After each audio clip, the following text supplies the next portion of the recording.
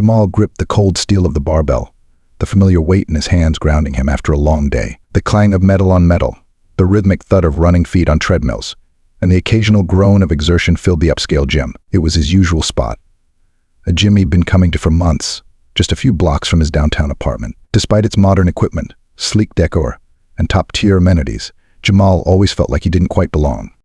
He set the barbell back down and grabbed his towel, wiping the sweat from his brow. His reflection in the mirror caught his eye. He was tall, muscular, and carried the weight of his success on his shoulders, but his skin, dark as midnight, often felt like a barrier in spaces like this.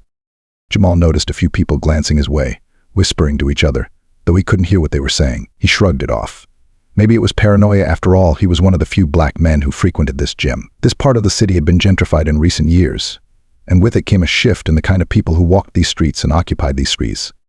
As he moved to the next machine, he couldn't shake the uncomfortable feeling. It was the same vibe he'd picked up on a few times before. He was a paying member, sure, but that didn't seem to matter much when people looked at you like you didn't belong. Just as he was adjusting the weight on the machine, a voice interrupted him. "Excuse me, sir." Jamal looked up to see a middle-aged man in a gym uniform standing a few feet away. His name tag read Greg Manager. Jamal took out his earbuds, expecting maybe a friendly chat or something about the equipment. "Yeah," Jamal asked, still catching his breath from his workout. Can I ask what you're doing here?" Greg's tone was neutral, but there was an edge to it that made Jamal's stomach tighten. "I'm working out." "What does it look like I'm doing?" Jamal replied, trying to keep his voice calm. He felt a flicker of unease rising but held it down. Maybe it was just a misunderstanding. Greg shifted uncomfortably and glanced over his shoulder before looking back at Jamal. "Look, we've had some complaints. Some of the other members are feeling uncomfortable." "Uncomfortable?" "About what?" Jamal asked, his brows furrowing. Greg paused, as if searching for the right words. "They're saying you've been loitering, hanging around without really working out. Management sent me to check." Jamal felt the heat rising in his chest. Loitering. He'd just finished a full set. He had the gym's app on his phone, a paying member like everyone else. He took a breath, trying to keep the frustration in check. "I'm a member here. I've been coming for months." "What do you mean, loitering?" Greg cleared his throat. "It's just that we need to make sure all members are using the facilities appropriately, you know? Some folks, well, they've been concerned about your presence." "My presence?" Jamal repeated, his voice tight. "What, you mean my skin color?" Greg's eyes widened slightly. No, that's not what I meant. It's just a policy thing. We have to address all complaints, and right now we're getting complaints." Jamal took a step back, his fists clenching at his sides. He looked around the gym, at the other members pretending not to listen, but he could feel their eyes on him. This wasn't the first time he'd been made to feel out of place, but it was the first time someone had been this direct. "This is ridiculous," Jamal said, his voice trembling with anger. "I'm paying for the same membership as everyone else. I'm working out, and now you're saying I can't be here." Greg held up his hands. "I'm not saying you can't be here.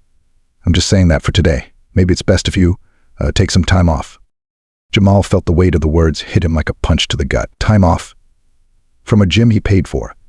He could see the discomfort in Greg's face, the way he avoided eye contact, as if he knew how wrong this was but didn't have the courage to say so.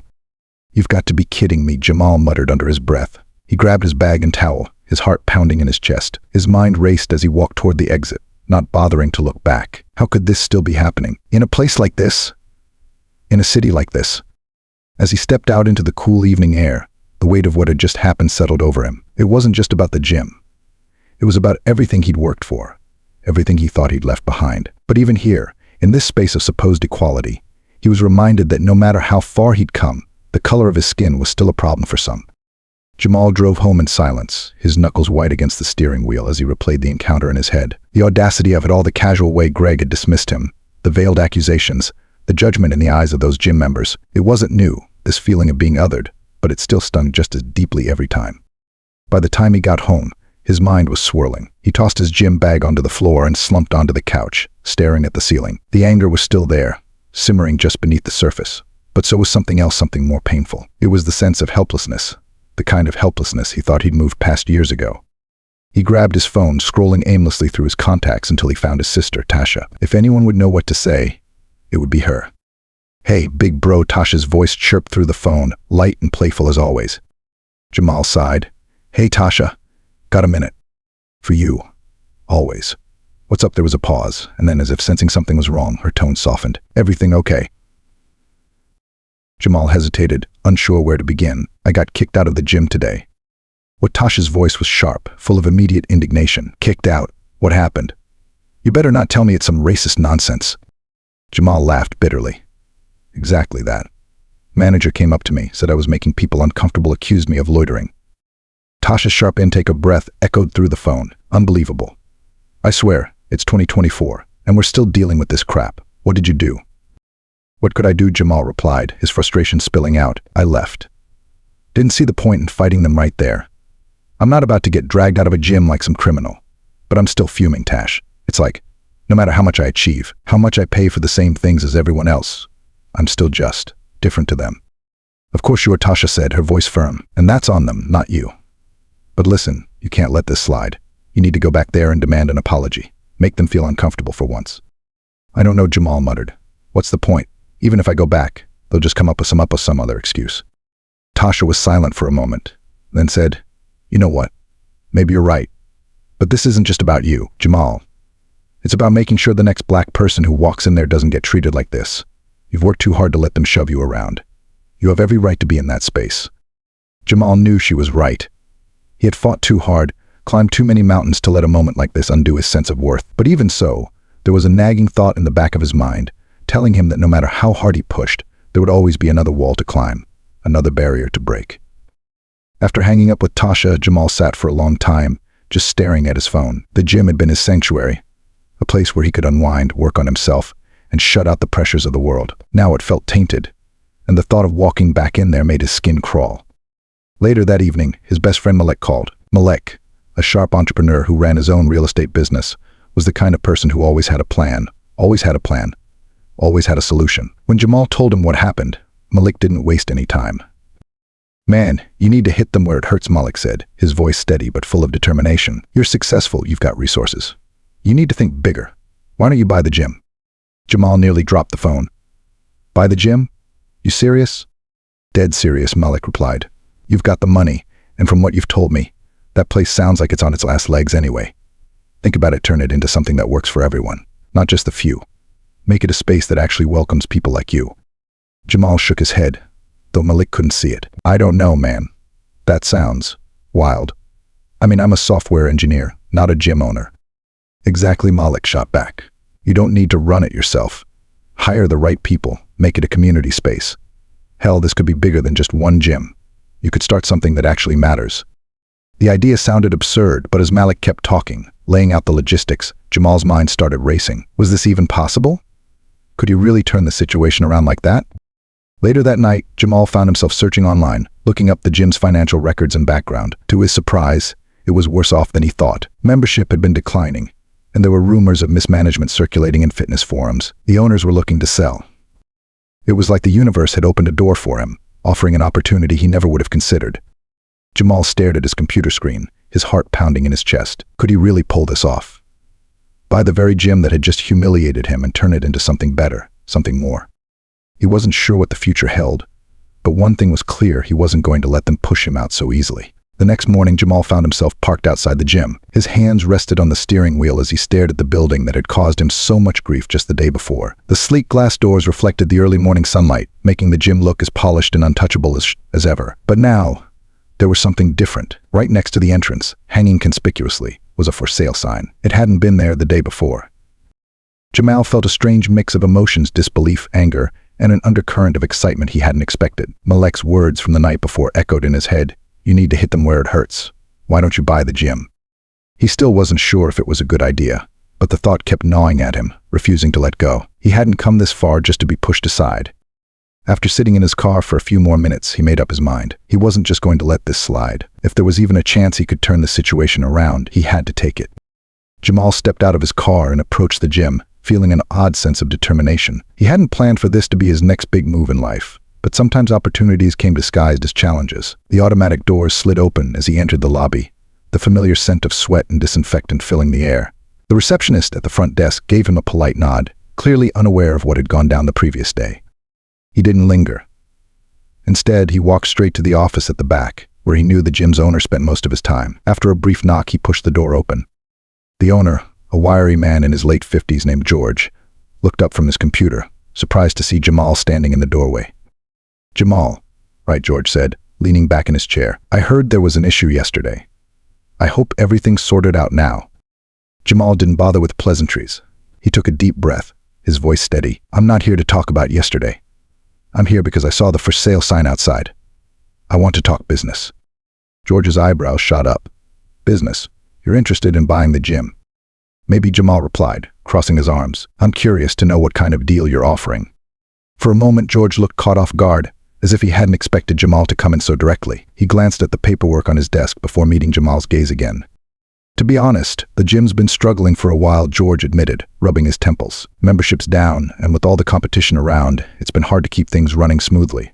We've got a lot of overhead, and with the way things are going, I figured it was time to let it go." Jamal nodded, digesting the information. He had expected as much. The gym's polished exterior couldn't hide the fact that it was losing its edge in a rapidly changing industry. "So what's the asking price?" Jamal asked, getting straight to the point. George hesitated, as if weighing his options. "We've listed it at a fair price for what it's worth. $2 million, give or take. But between you and me, we're willing to negotiate. We just need to make sure whoever buys it can keep it afloat." Jamal's heart pounded. $2 million was steep, but with some clever maneuvering, he could make it happen. He'd been smart with his money, invested wisely, and had the backing of a few key connections. But this wasn't just about buying a gym, it was about making a statement, proving that he wasn't going to be shut out or disrespected because of his skin color. "I'm interested," Jamal said, his voice firm. "But if I buy this place, things are going to change. I'm not running it the way you have." George looked intrigued. "What do you have in mind?" Jamal leaned forward, his eyes narrowing. "This gym. It needs to be a place where everyone is welcome. A real community space, not just for the elite or the ones who think they own the world. I want to offer affordable memberships, bring in more diversity, and create programs that benefit people who don't usually get access to this kind of facility." George scratched his chin thoughtfully. "It's an interesting vision, but you'd be shaking up the entire business model. You think you can make it profitable?" Jamal didn't hesitate. "Absolutely. The old model's failing because it's exclusionary. People are looking for more than just a place to work out. They want to feel like they belong, like they're part of something bigger. If we make this gym about inclusivity, about community, we'll not only turn a profit, but we'll create something that lasts." George studied him for a long moment, then nodded slowly. "All right, I can't argue with that. You've got passion, and from what I hear, you've got the brains to back it up." Jamal felt a rush of adrenaline. This was actually happening. He was standing at the edge of a massive decision, one that could change the course of his life, and maybe even change how people like him were treated in places like this. "I'll have my lawyer look over the terms," Jamal said, standing up. "If everything checks out, we'll move forward." George extended his hand, a slight smile tugging at his lips, "Looking forward to seeing what you do with the place." Jamal shook his hand firmly, then turned to leave. As he walked out of the gym, he couldn't help but feel a sense of empowerment coursing through him. Yesterday, he had been kicked out of this place, made to feel like he didn't belong. But today he was on his way to becoming the owner. The following days were a whirlwind for Jamal. He was on the phone constantly consulting with his lawyer, arranging financing, and coordinating meetings with potential staff. Malak had been a massive help, introducing Jamal to key people who could make the transition smoother. It felt like everything was moving at lightning speed, but for the first time in a long while, Jamal felt like he was in control, not just reacting to the world around him. Still, the memory of that humiliating encounter lingered in the back of his mind, driving him forward with a sense of urgency. He wasn't just buying a gym, he was reclaiming his space, asserting his right to exist and thrive where others had tried to shut him out.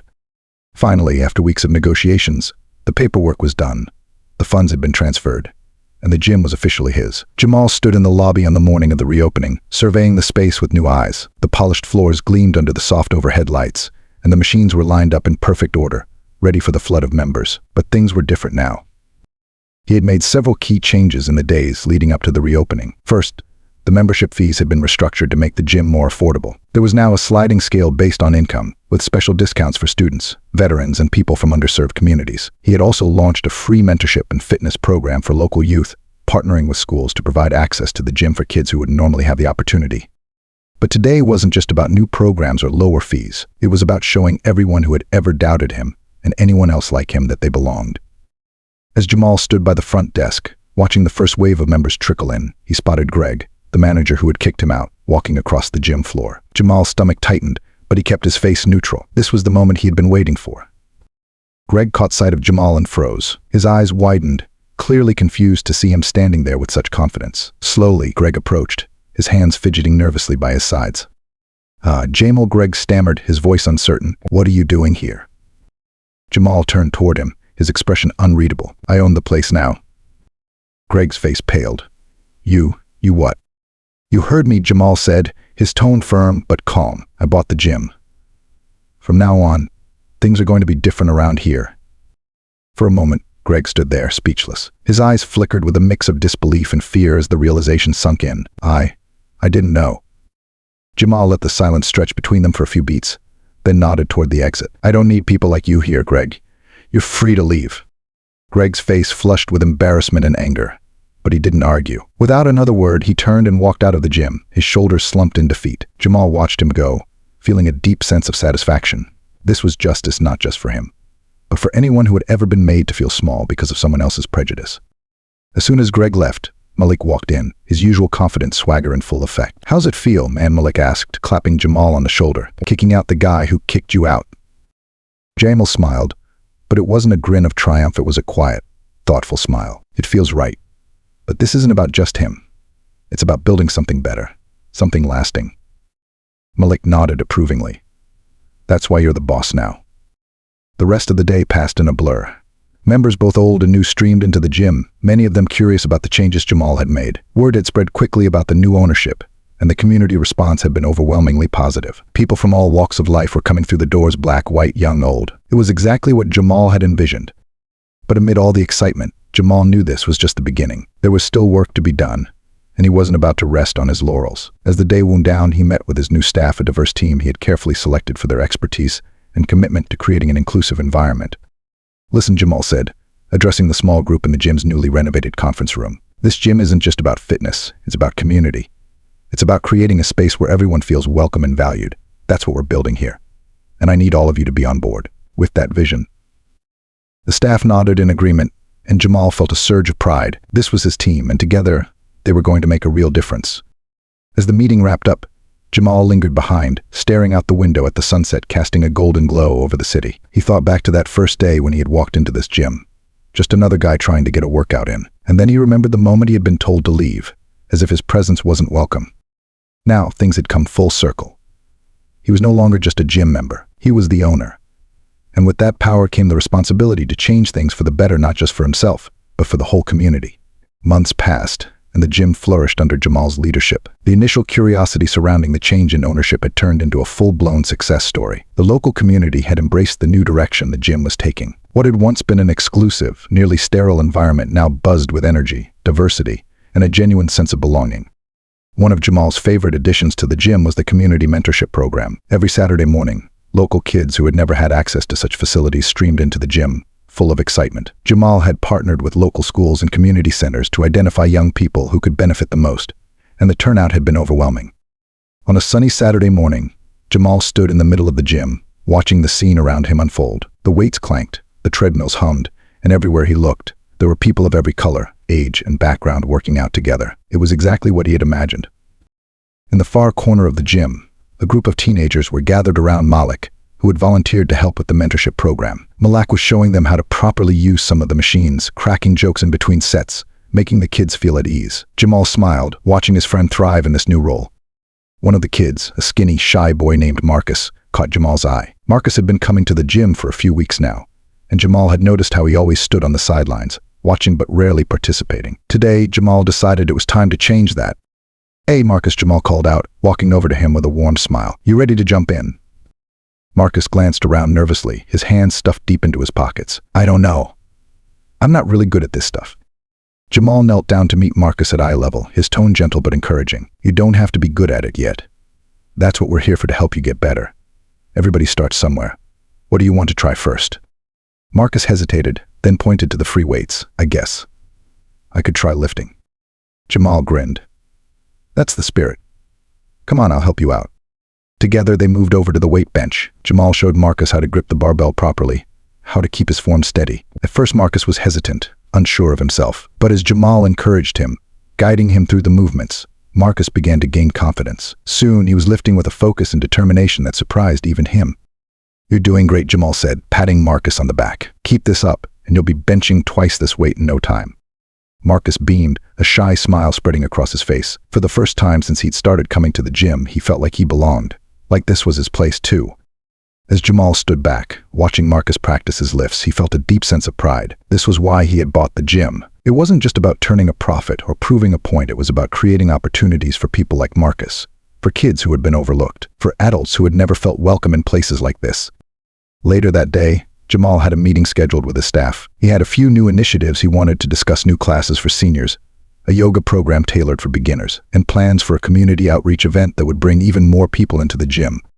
The staff meeting was in full swing when one of his employees, Lisa, a young woman he had hired to help run the community programs, spoke up. "I just wanted to say how amazing it's been to see the gym change over the past few months. People in the neighborhood are talking about it, how it's become more than just a gym, how it's really a part of the community now." Jamal smiled, feeling a warmth spread through his chest. "That's exactly what I wanted. This place is for everyone, and I'm glad people are feeling that." Lisa nodded. "It's more than that, though. You've given people hope. It's not just about fitness. You're showing people that they can have a place here, that they belong." Jamal took a deep breath, letting her words sink in. He hadn't set out to be anyone's hero. He just wanted to build something that mattered, something that reflected his values. But hearing Lisa's words and seeing the difference the gym was making in people's lives made him realize that he had done more than just change a business, he had changed lives. The meeting ended, and as the staff trickled out of the conference room, Jamal stayed behind, staring out at the gym floor. The weights, the machines, the people, all of it was a reflection of his hard work, his vision, and yet it was more than just his. It belonged to the community now. As the months continued to roll by, Jamal's gym had become a cornerstone of the community. It wasn't just a place to work out anymore, it was a safe space, a hub for mentorship, connection, and growth. Jamal had transformed it into a space that people wanted to be part of, no matter who they were or where they came from. One evening, after a long day of overseeing the gym's operations, Jamal sat in his office, reflecting on everything that had happened since that fateful day he had been kicked out. It seemed like a lifetime ago, though the memory was still sharp in his mind. What had started as a moment of humiliation had turned into his greatest triumph. As he leaned back in his chair, lost in thought, there was a knock on his door. Jamal called out, coming expecting one of his staff members, but to his surprise, it was George, the former owner of the gym. Jamal sat up straight, his brows furrowing. George hadn't stepped foot in the gym since the sale had gone through, and his sudden appearance now was unexpected. "George," Jamal said, his voice neutral, "what brings you here?" George walked in slowly, his expression a mix of pride and humility. "I heard about everything you've done with the place," he said, glancing around the office. "It's impressive." Jamal nodded, unsure where this was going. "Thanks. It's been a lot of work, but it's paying off." George hesitated for a moment, then sat down in the chair across from Jamal's desk. "I wanted to say, I wasn't sure about you buying the gym at first. I didn't think someone like you could pull it off." Jamal raised an eyebrow but remained silent, letting George continue. "I was wrong," George admitted, his voice quieter now. "You've turned this place into something better than I ever could. And I see now that this gym needed someone like you, someone with a vision, someone who understood the community." Jamal leaned forward, studying George's face. He had expected many things from this encounter, but not an apology, and certainly not from the man who had once underestimated him so deeply.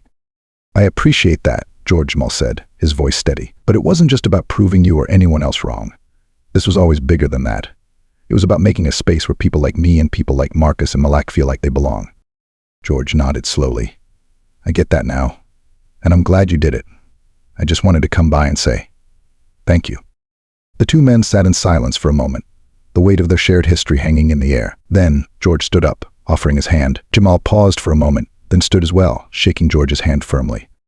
As George left the office, Jamal sat back down, letting out a deep breath. That chapter of his life, the one marked by doubt, humiliation, and exclusion, was finally closed. He had built something greater than anyone had expected, and in the process, he had grown into the leader he was meant to be. The following weekend, Jamal hosted a community event at the gym, a celebration of the changes the gym had undergone, and a chance to thank the people who had supported him along the way. Families from all over the neighborhood showed up, along with some of the gym's longtime members, all eager to see what had become of their old workout space. As the sun began to set and the crowd mingled, Jamal stood on the small stage that had been set up near the front entrance. He held a microphone in his hand, scanning the faces in the crowd. There was Malik, leaning against a wall with a grin on his face, and Marcus, laughing with some of the other kids from the mentorship program. Even Tasha was there, waving at him from the back. Jamal took a deep breath, then spoke into the mic, his voice filled with emotion. "I just want to say thank you to all of you for believing in this vision," he began. "When I took over this gym, I wasn't sure what it would become. But thanks to this community, it's become more than just a gym. It's a place where people can come together. where we lift each other up, not just in fitness, but in life. The crowd cheered, and Jamal felt a surge of pride swell in his chest. He had done it. He had turned a moment of exclusion into a movement of inclusion. And as he looked out at the faces of the people who had become part of this journey with him, he knew that this was only the beginning. The gym would continue to grow, continue to serve as a beacon of hope and empowerment for everyone who walked through its doors. And Jamal, once an outsider in this very space, was now its leader, its visionary, and its owner. As the night went on and the event came to a close, Jamal took a moment to stand alone at the front of the gym. The building was bathed in the warm glow of the streetlights, and for the first time in a long time, Jamal felt completely at peace. This was his place, his legacy, and he had earned every bit of it.